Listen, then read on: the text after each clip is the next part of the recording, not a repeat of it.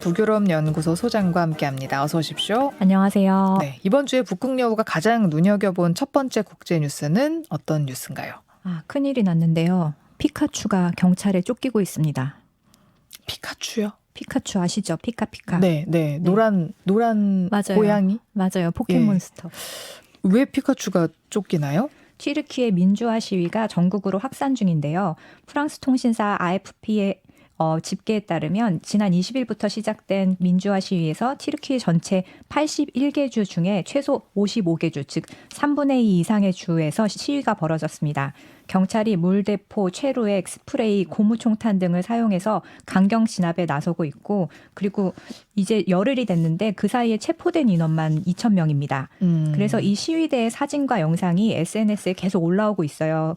물론 터키 당국에서는 이걸 계속 금지하고 계정을 폐쇄하고 있지만 계속 올라오고 있는데, 이 와중에 피카츄 복장을 한 시위 참가자가 경찰을 피해서 도망치는 영상이 올라왔거든요. 예. 이게 X에서만 1,000만이 넘는 조회수를 기록했는데, 네. 그 피카츄 옷을 전체를 다 입었어요. 그래서 볼은 빨갛고 다리가 짧은데 정말 빨리 시위대랑 같이 도망을 치는 이 모습이 너무 긴박한 상황에서 비현실적으로 느껴지는데, 이 영상이 너무너무 주목을 받다 보니까 네. 사실 지금 국제뉴스가 전부 다 트럼프로 수렴이 되고 있는 네, 과정인데, 그래서 튀르키예 민주화 시위가 크게 주목을 받지 못했었는데, 피카츄 영상이 바이럴이 되면서 나 이것 때문에 지금 터키 이런 일이 이런지 알았다 이러면서 사람들이 관심을 갖기 시작했어요. 그래서 이 피카츄가 갑자기 터키 민주화 운동의 상징이 되면서 피카체 이렇게 해서 체게바라랑 합성한 사진이라든지 이렇게 해서 지금 이 밈이 돌면서 지금 많은 사람들이 관심을 다행히도 갖기 시작했습니다.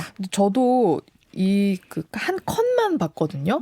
그래서 막 도망치고 있길래 이 뭐 하는 거지라고 하다가 이게 튀르키예 일이라는 걸 늦게나마 알게 된 거예요. 근데 전 튀르키예가 지진 이후로 그래서 잘 복구가 되고 있다고 생각을 했는데 도대체 무슨 일이 일어난 거죠?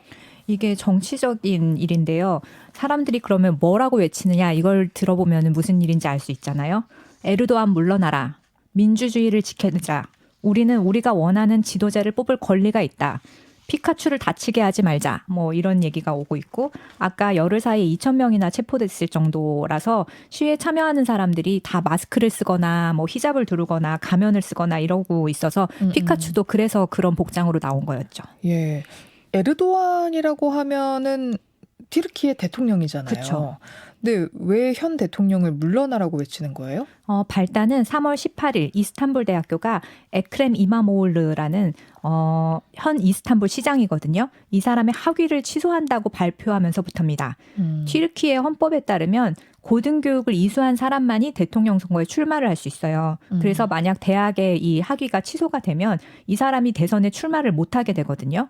그리고 바로 다음 날인 19일에 경찰이 에크렘 이마모올루 이스탄불 시장을 부정부패, 돈 세탁, 테러와의 연루 혐의로 공식 체포를 해버렸습니다. 예. 그래서 기습적으로 연행을 하는 동시에 바로 직무가 정지가 됐고, 속전속결로 이스탄불 교회의 실리브리 교도소, 여기 굉장히 악명 높은 정치범들을 수용하는 교도소래요. 그래서 환경이 굉장히 안 좋은데 여기로 바로 이송을 해버렸어요. 사실 부정부패를 저지른 인물을 체포하는 거는 당연히 해야 할 일이기는 한데 지금 들어보아하니 이 이스탄불 시장이 지금 에르도안의 경쟁자로군요? 맞습니다. 이 이마모올루가 차기 대선의 가장 유력한 야권의 대권주자이자 현 대통령인 에르도안과 경쟁할 수 있는, 진짜 이제 쟁쟁하게 맞설 수 있을 만한 사람이다 하는 유일한 후보로 꼽혀왔거든요. 네. 체포 시점이 아까 3월 22일, 19일인데 대선 후보 경선을 닷새 앞둔 시점이에요. 그래서 학위 취소, 구급 연장 이렇게 해서 출마 자격을 박탈하기 위한 이 정치적인 의도가 너무나 선명하게 보이기 때문에 에르도안 대통령이 과거에도 이렇게 선거를 앞두고서 정적을 제거하거나 체포한 사례가 여러 번 있었거든요. 네. 그래서 이번에 에크렘 이마모올루 이스탄불 시장이 체포지면서 이런 논란이 다시 불거졌고, 더 이상 못 참겠다 해서 사람들이 시위에 나서서 민주주의를 외치고 있는 거죠. 근데 제가 알기로는 에르도안 튀르키예 대통령이 지난번이 재선이었나 뭐 두 번째인가 저는 그런 걸로 알고 있었는데 더 많이 했다면서요? 그전에는 총리를 했었는데 이 네. 사람이 참 2003년에 총리직에 오른 이후에 2014년까지 총리로 튀르키예를 이끌었어요. 예. 그래서 2014년에 최초의 직선제 대통령으로 당선이 됐는데 이게 어떻게 된 거냐. 그전까지 터키가 내각 책임제였거든요. 그래서 대통령 중심제로 개헌을 하면서 왜냐하면 그 이유도 그 내각 책임제였을 때 의원직을 최대 3년임밖에는 못해요. 그래서 3년임을 해서 총리까지 했는데 4연임을 못하잖아요. 그래서 헌법을 개헌해서 대통령 중심제로 바꾸고 대통령으로 직선제로 해서 취임을 한 거죠. 그래서 예. 2023년에 재임에 성공을 해서 지금까지 22년째 국가 지도자의 역할을 수행을 하고 있습니다.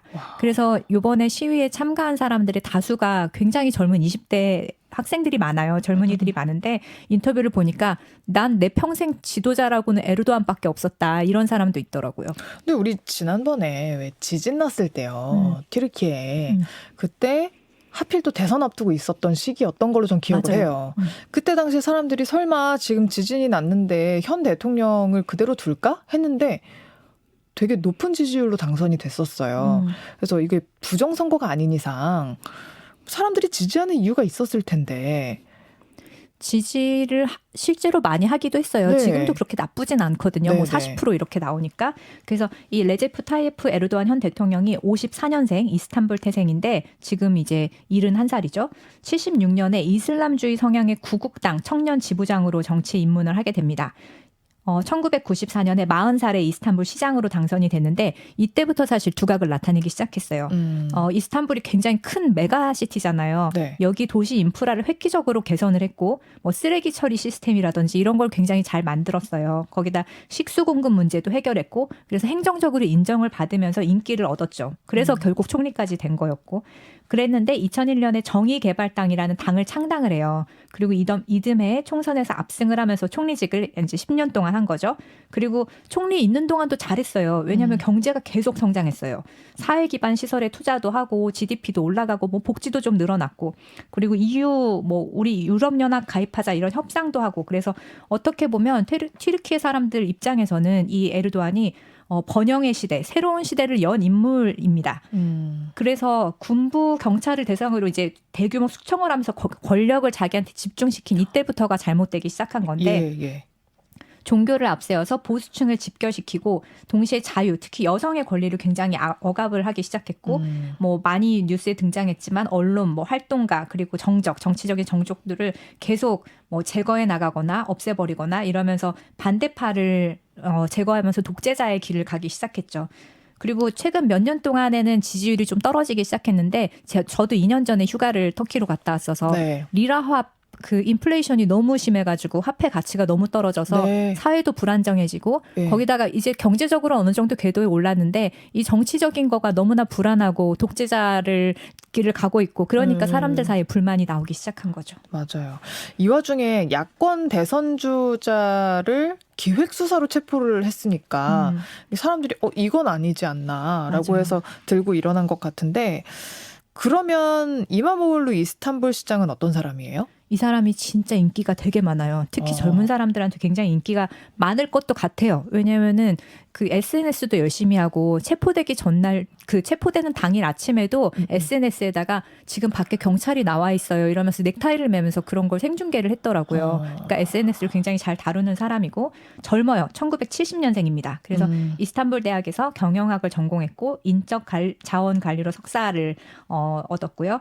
그러면은 이번에 학위 취소됐댔잖아요. 네. 2개 다 된 거예요?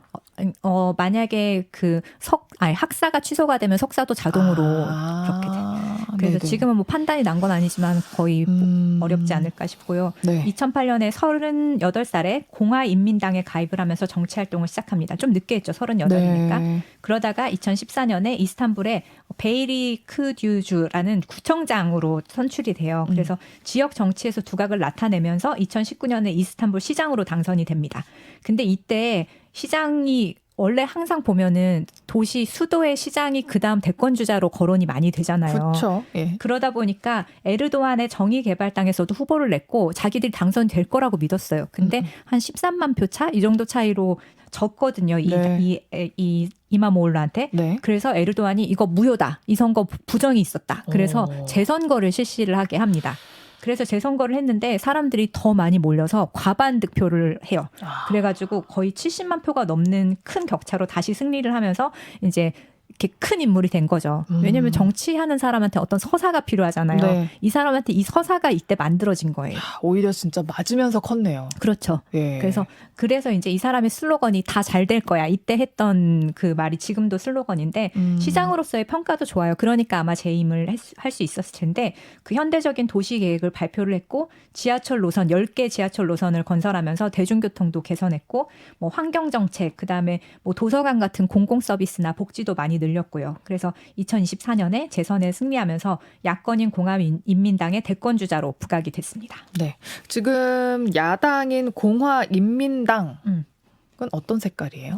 이 역사를 두고 보자면 공화인민당은 튀르키예에서 가장 오래된 정당이에요. 들어보셨죠? 케말 파샤. 아니요. 안 들어보셨어요? 그 튀르키예 건국의 아버지 1924년에 무스타프 케말 아타튀르크가 창당했는데 네. 아타튀르크 이 사람이 진짜 터키 사람 정말 존경하는 사람이거든요.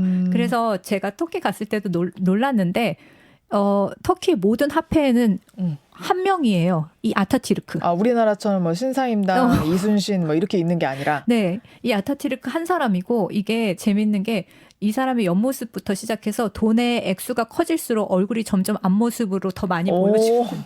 아이 진짜 그건 좀. 그렇죠. 네. 어떻든가 그 정도로 사람들이 존경하는 인물이에요. 그래서 이 튀르키예 공화국의 건국 이념이 바로 케말주의. 이 사람이 케말 파샤니까 케말주의인데 이 근대 튀르키예를 세운 정당입니다. 그래서 이 공화인민당은 케말주의와 사회민주주의를 기반으로 한 중도 좌파 성향의 정당이고 친유럽 성향을 갖고 있고요. 그다음 튀르키예가 유럽연합에 가입하자 이렇게 이걸 지지하는 입장입니다. 네. 케말주의가 뭐죠? 이걸 조금 더 자세히 설명을 해드리면 이 아까 무스타파 케말 아타튀르크 이 사람이 제창한 튀르키예 공화국의 근본 이념인데 그 튀르키예가 공화국이 되기 전에는 오스만 투르크 이 제국이었잖아요. 그래서 군주제와 종교 중심의 사회였는데 이거를 대체하자. 공화국이 되자. 우리 현대적인 세속적인 공화국이 되자. 이래서 이것을 주창한 것이 바로 케말주의예요. 그래서 가장 중요한 게 바로 세속주의입니다. 터키가 뭐 이란 같은 이런 이슬람 국가들하고 다르게 공화주의를 채택할 수 있었던 것, 종교와 국가를 분리하고 종교적인 교리와 원칙에서 벗어나서 현대적인 시스템, 뭐 법, 교육 시스템, 뭐 이런 것, 의복 이런 것도 전반적으로 서구식으로 개혁을 했고 우리도 좀 종교랑 국가가 분리가 돼야 될 텐데. 그러니까 이게 현대의 그 국가의 상징인 것인데요. 그쵸. 그리고 또 하나는 이게 굉장히 큰데 아랍 문자에서 알파벳으로 표기를 바꿨어요. 그래서 그전에는 아랍 문자를 썼는데 네. 라틴 알파벳을 쓰고 있고 그리고 공공장소에서 히잡 뭐 여성들이 이런 머리 뭐 가리개 이런 거 하지 말아라 이걸 금지를 해서 여성의 권리가 굉장히 획기적으로 확대됐었죠. 그래서 네. 이슬람 교리에 근거한 종교법을 철폐한 사람입니다. 그리고 오스만 제국의 다민족 다종교 체제를 버리고 뭐 민족주의 국가로 가자. 이건 뭐 좀 그렇긴 하지만 그리고 국가주도 경제로 모든 국민이 평등한 권리를 가지는 사회를 추구한다. 약간 삼인주의 이념을 갖고 있었으니까요. 이게 케말주의의 핵심이죠. 정리를 한번 해보면 공화인민당이 야당이면서 케말주의를 추구하는 야당이고 네. 에르도안이 속한 정의개발당이 여당인데 무슨 차이가 있어요, 둘이? 이게 가장 큰 차이가 그 세속주의예요. 정부 주도 경제를 추구하고 뭐 이런 건 다 비슷합니다. 그런데 가장 큰 차이가 바로 세속주의. 에르도안이 정의개발당을 창당했을 때 이슬람의 가치를 앞세우는 정당으로 창당을 시작했어요. 그래서 에르도안이 집권한 이후부터 터키 여성들이 다시 히잡을 쓰게 됩니다. 그래서 이게 과거로 정말 돌아가는 그래서 시내에서도 막 그런 뭐 쿠란을 읽는 그런 방송도 하게 되고 그래서 이 종교가 다시 정치로 들어오기 시작하는 거. 그게 바로 이 케말주의를 추구하는 공화인민당과 정의개발당 그 에르도안이 속한 창당한 이 두 당의 차이이고요. 그래서 공화인민당은 창당 이래로 종교와 정치를 분리하자 서구식 체제로 전환하자 이걸 계속 추구했다면 에르도안은 우리는 이슬람 국가로 다시 돌아가야 돼. 그래서 이 이슬람 종교를 정치에 다시 불러왔고, 그래서 제 친구도 제가 그 스웨덴에서 공부할 때 만난 친구가 튀르키예 친구였는데 여자였거든요. 자기는 에르도안이 있는 곳에서는 살 수 없고 자기가 성장할 거란 희망이 없다. 그래서 미국으로 이민 갔어요. 근데 에르도안이 속한 정의개발당이 군부를 숙청하면서 권력을 키웠지 않아요? 맞아요. 이게 튀르키예 군부 쿠데타는 맥락이 좀 독특해요. 왜냐하면 아까 무스타파 케말 아타티르크, 이 케말 파샤가 사실 장군 뭐 이런 뜻이거든요. 그래서 이 사람이 장군이었어요. 군부 출신이었죠. 그래서 케말 파샤가 튀르키예 국부이기도 하지만 군인 출신이다 보니까 이 군인들한테 군부에게 있어서는 거의 신화 같은 존재인 거예요. 그래서 아타티르크가 사망한 다음에도 군부하고 사법부는 우리가 케말주의의 수호자다. 그래서 이 세속주의의 수호자 이걸 자처를 하게 됩니다. 그래서 튀르키예 군이 쿠데타를 일으켰을 때는 권력을 잡으려고 일으키는 게 아니에요. 정부가 세속주의를 버리고 이 종교 재정일치로 다시 가려는 조짐이 보이고 그런 정당이 집권을 하면 그때 군부가 쿠데타를 일으키는 거예요. 그래서 시민들이 이렇게 군부 쿠데타에 큰 반감을 갖지 않는 것도 이거를 쿠데타를 해서 정권을 무너뜨린 다음에 권력은 다시 민간에 이양을 해왔거든요. 네. 그래서 그리고 나면 헌법재판소가 사법에서 종교주의 정당은 합법적으로 해산시켜야 된다. 이런 식으로 계속 이제 정리를 해왔는데 이 상황에서 에르도안이 창당한 정의개발당이 쿠데타로 축출된 이런 그 종교 세력들을 모아서 만든 당이거든요. 그래서 이렇게 당을 만든 다음에는 어떻게 했냐. 머리를 썼죠. 경찰에 힘을 실어줘서 재빠르게 군에 있는 핵심 세력들을 축출해버린 거예요. 그래서 군의 힘을 빼고 경찰의 힘을 강하게 하면서 에르도안은 계속 이 정치를 유지할 수가 있었죠. 그래서 에르도안은 민주주의와 자유를 억압했지만 집권 후에 근데 연평균 7%씩 경제 성장을 계속 이뤄왔거든요. 네. 그러니까 당장 사람들에게는 먹고 사는 문제가 민주주의보다 더 크게 다가왔을 것이고 그렇게 해서 권력이 계속 연장돼 왔습니다. 근데 현행 튀르키예 헌법이 대통령 중임까지만 허용을 해서 에르도안이 뭐 2028년 선거에 출마할 수 없다고 그러던데 앞으로 전망이 어떻게 됩니까? 그렇기는 한데 이게 재임 기간에 선거를 앞당겨서 치르면 한 번 더 출마할 수 있어요. 아유, 이게 뭡니까? 그러니까 옛날에 한번 헌법을 그렇게 손을 봐서 그리고 그게 안 되더라도 또 저번에도 한번 개정을 했으니까 그러려는 거 아닌가. 왜냐하면 그렇지 않다면 이렇게 무리하게 정적을 저렇게 제거할 일이 없기 때문에 그런 이야기가 나오고 있습니다. 그리고 다음 소식은 미얀마 지진 소식 가져오셨죠? 네, 미얀마하고 태국에서 대규모 지진이 발생했습니다. 현지 시각으로 3월 28일 금요일 오후에 규모 7.7의 강진이 미얀마에서 두 번째로 큰 인구 150만 도시 만달레이와 또 북서쪽으로 20km 떨어진 사가잉 지역을 강타했습니다. 거기다가 이것과 비슷한 시점에 무려 1000km나 떨어진 태국의 방콕에서는 고층 건물이 붕괴되고 또 공공교통 시스템이 일시적으로 다 마비가 됐었습니다. 그리고 치앙마이, 람빵 이렇게 북부 지역에서도 건물 균열과 붕괴가 잇따라 발생하고 있고 지금도 이렇게 여진이 있다고 해요. 네, 규모 7.7. 그 과거에 우리 일본 고베 대지진이 규모 7.3이었다면서요? 맞아요. 저도 어렴풋이 사진 같은 게 기억이 나거든요. 네. 뉴스에서 봤던 게 막 도로가 엿가락처럼 휘어지고 막 그랬었잖아요. 이 규모 7 이상의 지진이 대지진으로 분류가 되는데 이게 어느 정도 규모냐면 히로시마 원자폭탄 32개가 떨어진 것과 맞먹는 정도의 폭발력이라고 합니다. 고층 건물이 정말 모래성처럼 무너지고 고속도로가 그렇게 막 엿가락처럼 휘는 그런 정도의 규모인데요. 이번에 미얀마에서 발생한 규모 7.7의 지진이 진원 깊이가 10km밖에 안 돼요. 다른 데보다 훨씬 얕은 거죠. 그래서 피해가 더 컸고 또 미얀마 내 주요 도시 인프라가 붕괴되고 그리고 아까 방콕에서도 공사 중인 건물 30층 건물이 붕괴해서 최소 43명이 매몰이 되었습니다. 그래서 지금 너무 피해가 커가지고 계속 구조를 진행을 해야 되는데 상황이 굉장히 안 좋은 것 같더라고요. 근데 또 미얀마가 내전 중 아니에요? 맞아요.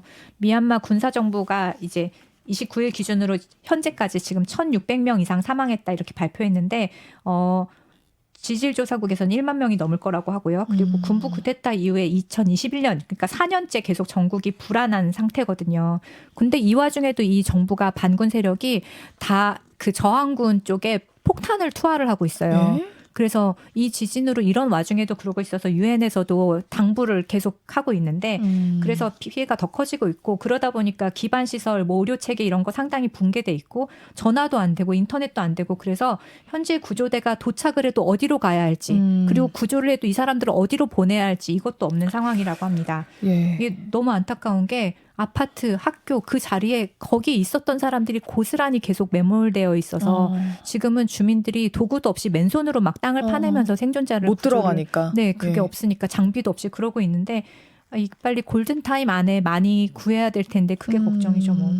근데 이 지진 전에 2004년에 쓰나미도 여기였잖아요. 맞아요. 지난 100년 동안에 이 지역에서 규모 7 이상의 지진이 무려 6번 발생을 했었대요. 그래서 미얀마가 지질학적으로 볼 때 유라시아판, 인도판, 순다판, 버마 미세판 이렇게 4개의 지각판이 같이 만나는 지점이라고 합니다. 네. 그러니까 지질학적으로 굉장히 활동적인 지역인데 예. 히말라야가 이 근처에 있잖아요. 네. 그러니까 그 정도로 강하게 이렇게 판들이 부딪히는 그런 위치라는 거죠. 그래서 지금도 이 지질 활동이 계속 이렇게 일어난다면 앞으로도 이런 일이 또 일어날 수 있을 것 같아서 걱정이고, 또 하나 더 걱정은 내진 설계가 거의 되지 않은 도시이기 때문에 뭐 방콕도 그렇고 미얀마도 그렇고 그 지역 모두가, 그래서 이런 지진이 일어나면 너무너무 취약하니까 그게 더 걱정이죠. 아유, 참 더 이상의 이런 자연재해는 일어나지 않았으면 좋겠는데, 그리고 지금 이런 거는 뭐 정쟁하고 뭐 이럴 거 없이 그냥 한마음 한뜻으로 맞아요. 피해자들에게 완전 집중해서 얼른 다시 일어나실 수 있도록 돕는 게 최우선일 것 같습니다. 네. 자, 지금까지 하수정 북유럽연구소 소장과 함께했습니다. 고맙습니다. 감사합니다.